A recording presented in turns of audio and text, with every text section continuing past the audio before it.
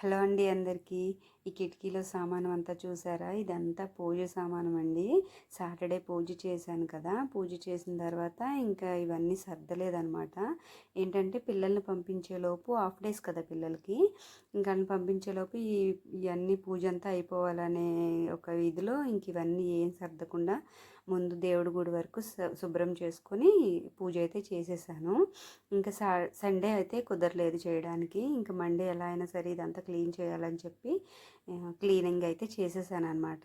ముందే మిషన్ చూసి ఉండొచ్చు మీరు. ఇంకా మిషన్ మీద ఎన్ని ఉన్నాయో చూసారా? ఖాళీగా నిలబడి ఉండాలి కానీ నా మీద కూడా పిల్లలు ఏదో ఒకటి వేస్తూనే ఉంటారనమాట. అలా ఉంటుంది మా పిల్లలతోటి. ఇంక ఈ డబ్బాలు అయితే నేను కర్పూరం కొనుక్కున్నప్పుడు వచ్చిన డబ్బాలండి ఇవన్నీ. నేనైతే ప్రత్యేకించి ఏమీ కొనలేదు. ఇంక ఈ డబ్బాల్లో పసుపు కుంకుమ అక్షతలు అన్నీ వేసుకుని పెట్టుకుంటూ ఉంటాను.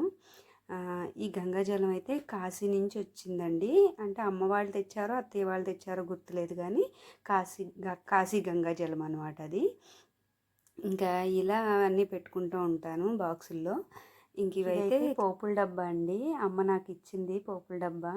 అయితే ఇది కొత్తదే, కాకపోతే ఇంక నేను పోపులకు వాడుకోకుండా ఇలా పూజ దగ్గర పెట్టుకున్నాను. ఇంక ఇవైతే క్లీన్ చేయాల్సిన సామానం అండి.